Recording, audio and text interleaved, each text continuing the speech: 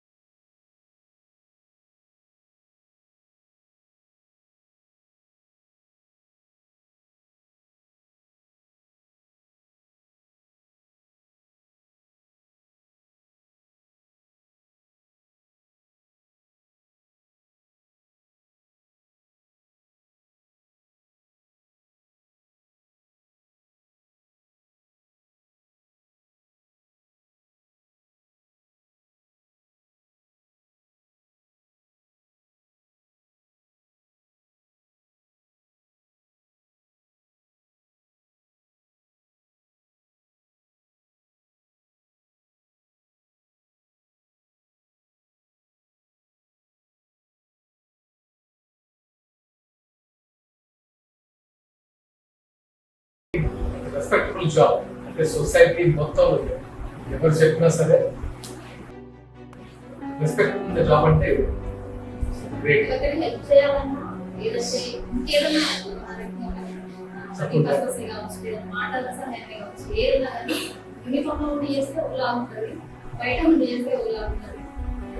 So అంటే ఇది ఒక ఆపర్చునిటీగా ఫీల్ అవుతుంది.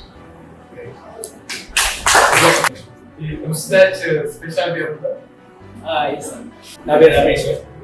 అయితే ఫ్యామిలీ బ్యాక్గ్రౌండ్ చాలా పూర్ బ్యాక్గ్రౌండ్ నుండి వచ్చిన చాలా స్ట్రగుల్ అయ్యింది. యాక్చువల్గా మా ఫ్యామిలీ కూడా చదివించడానికి ఒకనొక టైంలో ఏం లేని సిచ్యువేషన్ నుండి వచ్చినప్పుడు మళ్ళీ ఇంకోటి మేము జాబ్ సంపాదించినప్పుడు కూడా చిన్న ఏజ్.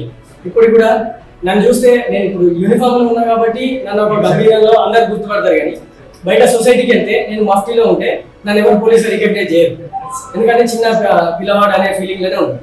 అందుకే మీరు అన్నట్టు క్యారీ చేస్తారు. సివిల్ లో ఉన్న కూడా పోలీస్ కావడం అంటే సంథింగ్ మన identity and also very nice body fit బాగా మజిల్ని బాగా పంప్ చేస్తుంటున్నారు. Very handsome. యాక్చువల్గా నేను all India national player, sports authority of ఇండియాలో ట్రైన్ అయ్యాను. నా ఫీల్డ్ యాక్చువల్గా అటు స్పోర్ట్స్ ఫీల్డ్ నుంచే ఉండే, ఇక కానీ ఒకనొక టైంలో నాకు ఈ ఆపర్చునిటీ వచ్చింది. అంటే అనుకోలేదు, కాకపోతే ఆ వన్స్ అపాన్ ఏ టైం ఒక సిచ్యువేషన్ నన్ను ఈ సైడ్ మళ్ళీలా చేసింది. అది కూడా నేను ఒక మంచి ఆపర్చునిటీగా తీసుకున్నాను సార్. ఒకటి ఫస్ట్ అంతకుముందు మనం ఏదైనా కానీ ఏదైనా సపోజ్ సొసైటీలో ఏదైనా చేద్దామన్నా కానీ ఎవరికైనా హెల్ప్ చేద్దామన్నా కానీ మనల్ని ఎవరు పట్టించుకోరు. సొసైటీలో ఎవరికి ఏం చెప్పినా ఒక సామాన్య పౌరుడు ఏం చెప్పినా పట్టించుకోరు sir. As a police officer మనం బయటకు వెళ్ళినప్పుడు ఒక మనల్ని వేరే వాళ్ళు రికగ్నైజ్ చేయకపోయినా, ఇన్ కేసు యూనిఫామ్ లేకపోయినా కూడా నేను పోలీస్ అనే మాట ఒక చెప్పితే సరిపోద్ది సార్. ఆ పోలీస్ అనే మాట చెప్పి మనం ఎవరికైనా హెల్ప్ చేయొచ్చు, ఏదైనా చెప్పినా కూడా సొసైటీ మనల్ని మన మాట రికగ్నైజ్ చేస్తుంది సార్. అది నేను యూనిఫామ్ వేసినాక, అది అంతకుముందు కూడా తెలుసు సార్, కానీ యూనిఫామ్ వేసినాక ఇంకా చాలా రెస్పెక్టబుల్ గా అనిపించింది సార్. ఎవరికైనా నేను హెల్ప్ అయినా కానీ చేయొచ్చు సార్, చేసినాం సార్. ఇంకొకటి సార్, మా సిచ్యువేషన్ లో ఒకనొక సిచ్యువేషన్ లో ఫ్యామిలీకి మీరు అన్నట్టు టైం ఎక్కువ ఇవ్వలేము సార్. ఫ్యామిలీకి అయితే టైం ఇవ్వలేము, ఎందుకంటే అనుకోని సిచ్యువేషన్ లో వెళ్ళిపోతుంటాం. మనం ఫ్యామిలీలో ఏదైనా పండుగ ఉందని చెప్పి వెళ్తుంటాము, కానీ సడన్ సిచ్యువేషన్ లో డ్యూటీ ఉన్నదని ఫోన్ వస్తుంది సార్. ఇక దానికి ఏం చేయలేదు సార్. ఆ పనులు అన్ని పోస్ట్ పోన్ చేసేయాలి, వచ్చి మళ్ళీ డ్యూటీ చేయాల్సిందే సార్. అలాంటివి కూడా అంటే పోలీస్ ఫ్యామిలీలో ప్రతి ఒక్కరు పే చేసే సిచ్యువేషన్ సార్. ఇన్ కేస్ మీరు అన్నట్టు కానిస్టేబుల్ నుండి డీజీపీ సార్ వరకు ప్రతి ఒక్కరు కూడా అలాంటిది సార్. ఫ్యామిలీకి అయితే టైం కేటాయించాలి. వాళ్ళకి గర్వంగా ఉంటుంది, ఆ గర్వానికి తగినట్టు బాధ కూడా వాళ్ళు కొన్ని అంచుకోవాల్సి ఉంటుంది కాబట్టి. సో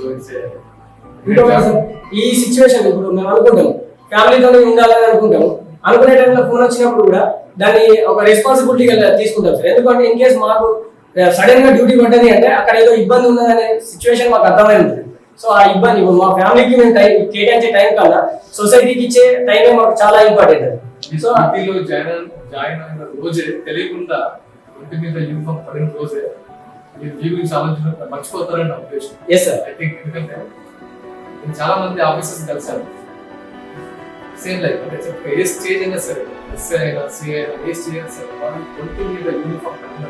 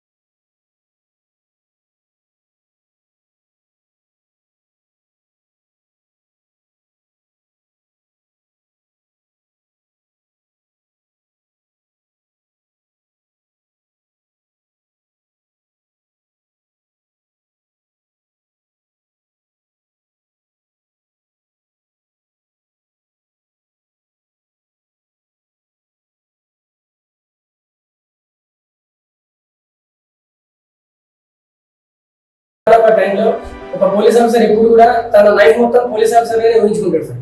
ఒక్కసారి తన మీద యూనిఫామ్ లేదు అనే ఫీలింగ్ ఇక తనకు లైఫ్ లేదనే ఫీలింగ్ వెళ్ళిపోతుంది సార్. ఎందుకంటే without uniform we can't imagine our self. అంతే సార్. అది మాకు చాలా బాగా అంటే ఊపిరి. Yes sir. ఊపిరి మీరు అన్నట్టే సార్, ఈ యూనిఫామ్ ఒకసారి పైన పడితే ఆటోమేటిక్ గా ఛాతీ నిలబడుతుంది సార్. ప్రౌడ్.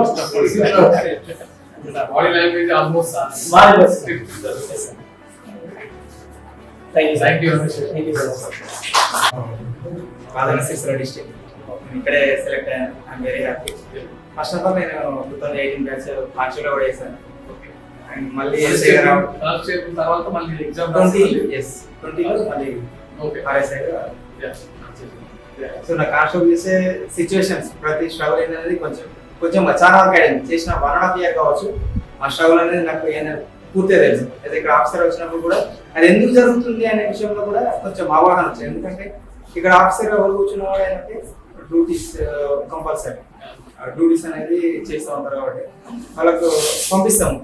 నేను అంటే నన్ను డ్యూటీగా పంపించినప్పుడు నేను కూడా అనుకున్నాను, ఎప్పుడు నాకే వస్తుంది డ్యూటీ, ఎందుకు ఇబ్బంది పడుతున్నా, ఏదో సిచ్యువేషన్ కంపల్సరీ డ్యూటీ చేస్తాం కాబట్టి. నాకు అనిపించింది ఏంటంటే ఈ డిపార్ట్మెంట్ లో ఎవరు ఎఫిషియెంట్, మోర్ ఎఫిషియెంట్, ఎవరు ఈజీగా దాన్ని క్రాక్ చేయగలుగుతారు కేసు అని వాళ్ళకు ఈజీగా వెళ్ళిపోతుంది. అంటే వాళ్ళని ఎక్కువ టార్గెట్ చేస్తుంటారు వర్క్ మీద కాబట్టి. సో పనిచేసే వాళ్ళకే పనిచేసే వాళ్ళకి దెబ్బలు పడతాయి, పనులకి రాదంటారు కదా. నేను పోలీస్కి వస్తానే ఎక్స్పెక్ట్ చేయలేదు అసలు. ఇంట్లో ఫ్యామిలీ బ్యాక్గ్రౌండ్ చూసి ఏదో చేయాలి కంపల్సరీ అనేసి ఏదో ఒకటి చేయాలనే ఫస్ట్ స్టార్ట్ అయింది. గవర్నమెంట్ జాబ్ చేయాలి. ఫస్ట్ ఆర్మీకి వెళ్దామని నా ఒపీనియన్ చాలా ఉండేది. బట్ నేను అక్కడ సెలెక్ట్ కాలేదు. మళ్ళీ సింగిల్గా ఉంటూ కానిస్టేబుల్ జాబ్ ఉంటూ ప్రిపేర్ అయిపోతుంది. తర్వాత ఎస్పీఎఫ్ అని స్పెషల్ ప్రొటెక్షన్ కోర్స్ హైదరాబాద్లోనే డ్యూటీస్ ఉంటాయి చాలా వరకు. టెంపుల్స్ అండ్ ఇండస్ట్రియల్ ఏరియాస్ వాటిలో డ్యూటీ చేసుకుంటూ మళ్ళీ 20 నోటిఫికేషన్ రాగానే మళ్ళీ ప్రిపేర్ అయ్యాను. అంటే అక్కడ డ్యూటీ చేసుకుంటే చదవడం అనేది చాలా ఇబ్బంది. డ్యూటీ చేయాలి అర్థం కాలేదు, చాలా ఇబ్బంది అవుతుంది వాస్తవానికి. అబ్సెంట్ అయిపోయినందుకు చదువుకొని ఈ జాబ్ కొట్టాను ప్లాన్ చేయాలి. అది కూడా ఛాలెంజ్ చేసి జాబ్ కొట్టాను. అరే ఆబ్సెంట్ అయిపోతున్నావు, నీకు చాలా స్ట్రగుల్ ఫేస్ చేస్తావు, మళ్ళీ ఇదే కాన్స్టేబుల్ చేస్తా ఉంటే వాళ్ళు నేను కంపల్సరీ ఏదైతే మీరు అన్నారు కదా సార్ పనిష్ అనే చాలా స్ట్రగుల్ అవుతారని అన్నారు. నాకు కొంచెం ఫిజికల్గా ఈవెంట్స్ నేను చేయగలుగుతాను, అంటే 100కి ఈజీగా 95 తెచ్చుకునేంత కెపాసిటీ ఉంది. సో ఆ కాన్ఫిడెంట్ తోటి నేను ఒక్కొక్కరు జాబ్ కొట్టి బయటకు వెళ్తానని చెప్పేసి ఛాలెంజ్ చేసి బయటకు వెళ్తాను. ఇప్పటివరకు అయితే ఫస్ట్ మనం వెరీ హ్యాపీ. మనం ఏదైతే ఉన్నదో దాంతో సంతృప్తి పడడం వల్ల మనకు ఏది అవసరం లేదు అని ఫీలింగ్ ఉంటుంది కదా. నేను వెరీ హ్యాపీ కాబట్టి నేను ఫర్దర్గా ఇది అట్లా అది అని నాకు చాలా శాస్త్రం ఉంది. I'm very happy. నేను చేసుకున్నానికి అండ్ ఐ మీన్ జాబ్ వచ్చిన దానికి సాటిస్ఫైడ్ అండ్ నేను చేసే జాబ్కి న్యాయం చేయగలుగుతాను నా కాన్ఫిడెంట్. 20 బ్యాచ్ మీ అందరూ ఒకటే బ్యాచ్. అందరూ అంటే ఒకటే బ్యాచ్ అందరూ ఒకేసారి అయ్యారా? నాకు అంటే ఎప్పుడు మేము సినిమాల్లో అలా ఉంటుందంటే ఒక పోలీస్ ఆఫీసర్ ఎంటర్ అయినట్టు ఇలా ఉంటుంది. ఆ లోకల్ రౌడీ షీట్ లేకపోతే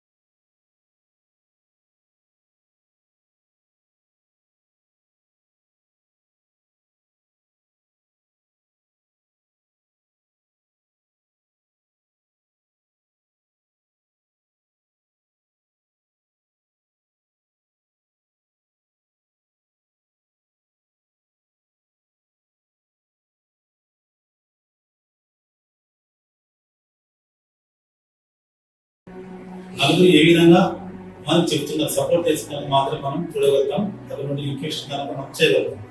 నలుగురు చెప్పింది మాత్రం మనం వినగలుగుతాం. కానీ ఇన్నర్గా వాస్తవాన్ని కనుక మనం గ్రహించలేము. ఎందుకంటే మనకు కావాల్సిందంటే సాక్ష్యాలు కోర్టు కూడా మనం ప్రొడ్యూస్ చేసేది. నలుగురు సాక్ష్యాలను ప్రొడ్యూస్ చేస్తాం. నలుగురు సాక్ష్యాలు చెప్పినటువంటి విషయాలను మాత్రమే కోర్టు అనేది పరిగణలోకి తీసుకుంటుంది. అయితే దాన్ని మేము బేస్ చేసుకొని ఆ రికార్డుని రాస్తారు, కోర్టు ప్రొడ్యూస్ చేస్తారు. దాని మీద మనకు జస్టిస్ అనేది ఇప్పుడు రావడం. కానీ ఇన్నర్గా మనకు అక్కడ ఫీల్డ్ మీద ఉన్నప్పుడు మనం అక్కడ పోయిన సందర్భంలో ఏంటంటే న్యాయం చెప్పడానికి మిగతా ఎవరు రాదు. ఎందుకంటే అనుకున్నటువంటి రాజకీయ ప్రోత్బలం కావచ్చు, అనుకున్నటువంటి డబ్బు బలం కావచ్చు, ధనబలంతో నేను చేస్తుంటే ఎప్పుడు కూడా న్యాయం చెప్పాడు.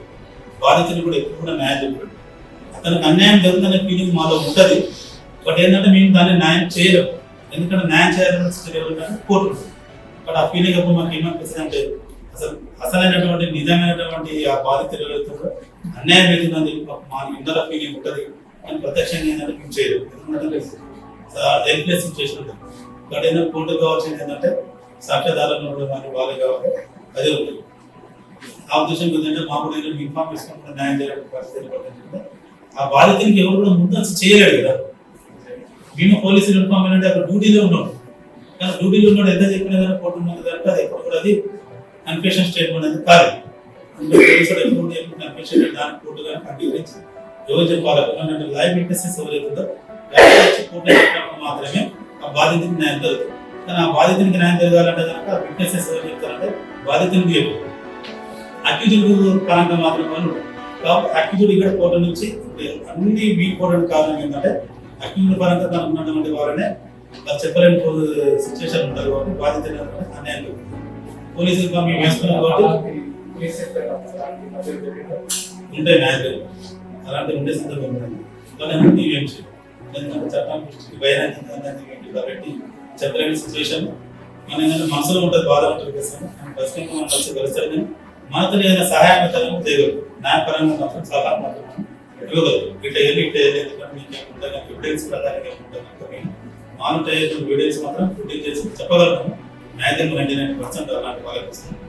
ఎందుకంటే అది ఎవిడెన్స్ లేటెస్ట్ మనం చూసుకున్న టెక్నికల్ ఎవిడెన్స్ సంబంధించి దాని పరంగా అందుకని ఎవరు కూడా ఈ బాధితులు ఎవరు కూడా మనకి అన్యాయంగా జరగదు. అందుకే ఒక కోర్టు మూట ఉంటుంది. 100 మంది బాధితులు నిర్దోషులు ఏదో దోషులు తప్పించుకున్నా మంచిది కానీ ఒక నిర్దోష అంటోడు తప్పించుకోవడానికి ఒక కాన్సెప్ట్ ఏంటంటే టెక్నికల్ ఎవిడెన్స్ కూడా మనం కోర్టు మంది తీసుకొచ్చాం.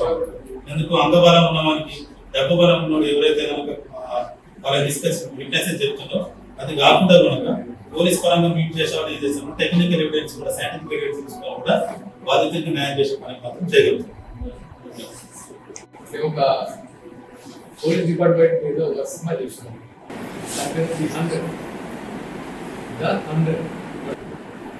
The 100 అంటే మీరు ఏమొస్తుంది ఏమనుకుంటున్నారు? పోలీస్ డిపార్ట్మెంట్ లో 100 అనగానే ఏ ఆపదలో ఉన్నా కూడా 100 అనే దానికి డయల్ చేస్తే ఎట్ ఏ టైం నుండి మీ యొక్క సమస్యలు కూడా పరిష్కరించడానికి మేము ఎల్లవేళ అడిగి ఉన్నామని చెప్పి పెట్టినటువంటి కాన్సెప్ట్. ఇంకేమైనా 100 ఉందా? 100% అనేది లింక్ ఉంటుంది. కొంతమందికి వర్క్ 200% చేసిన 300 చేసినాడు. నాకు అది ఎవరికి క్లోజ్ 300 ఫిక్స్.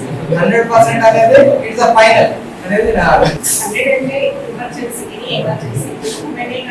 ఇవరే కానీ ఎనీ టైం 24 బై 7 పగలు రాత్రి ఏ తేడా లేకుండా 100% తయారు చేస్తాము. అంటే మీకు భాషలో తయారు చేసామంటే విదిన్ 10 to 20 minutes పోలీస్ అంటే ఇందాక సారా చాలా మంది దోషులు తప్పించుకున్న పర్లేదు కానీ ఒక నిర్దోషికి శిక్ష పడాలనే ఉద్దేశం న్యాయపరంగా 100 అనే ఫీలింగే ఒక హెల్ప్ ఆ వారికి ఒక సహాయం కావాలి అనే ఫీలింగ్ అయితే 100లో కనిపిస్తుంది.